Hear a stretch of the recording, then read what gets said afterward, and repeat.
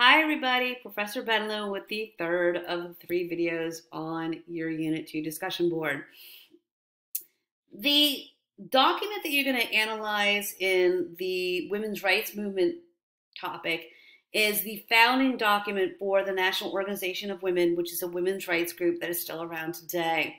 It was formed in 1966 and it was inspired by the passage of the Civil Rights Act of 1964 to fight for equality for women.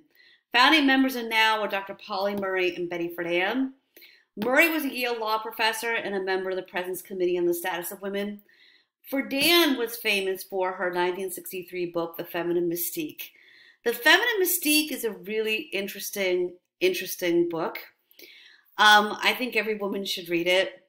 Friedan basically surveyed women that she had graduated with from her alma mater, Smith College. And in interviewing these women, she basically put an end to the myth that housewives and stay-at-home moms were fulfilled. And she found that most of these women spoke of wanting a career and missing something.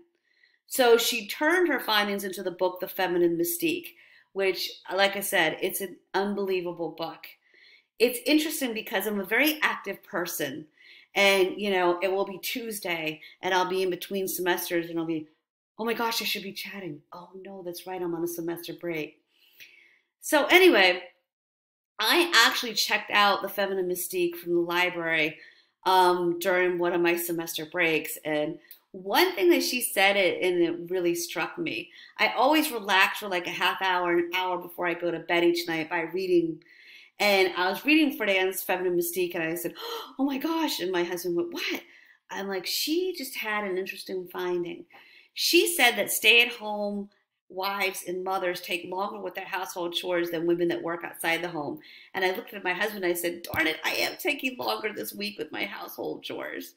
So very interesting. But anyway, main flaw in the Feminine Mystique is that it was mainly geared towards white middle-class women. So keep that in mind. Okay, the second, or I should say, actually, this is the fifth topic out of the six that you can delve into. The second we're going to be discussing tonight, of course, or today, is Chicano Rights Movement, background of Cesar Chavez and United Farm Workers. This is a piece on Cesar Chavez and his work with the United Farm Workers Union. Very, very, very interesting. Like I said, all these topics are really interesting and they have plenty of research materials out there. Again, don't forget to use our CTU online library. It's fabulous. And the Writing Center is also phenomenal, so use it, please. Cesar Chavez was born in Yuma, Arizona in 1927. He learned about injustice early in life. His father was swindled out of land by unscrupulous whites.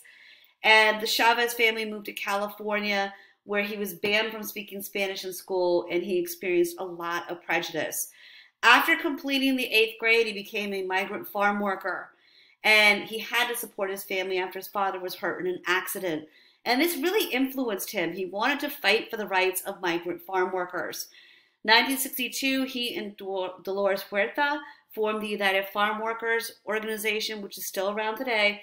It's a union for migrant workers. It fights for the rights of migrant workers.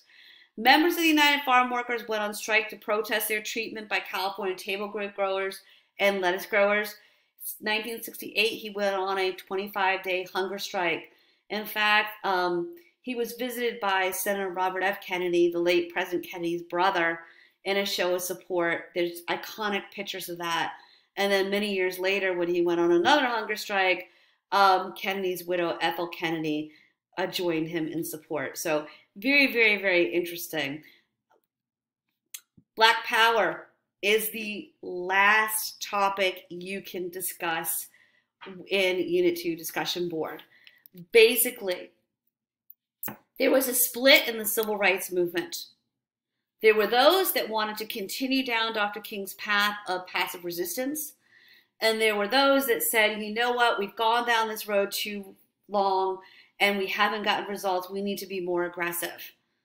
So the Black Panthers was a big part of the Black Power movement. It was formed in 1966 by Huey Newton and Bobby Seale. They fought for African American rights, especially regarding police brutality. And basically, this is a document where they discuss the way the civil rights movement is going. And very, very, very interesting.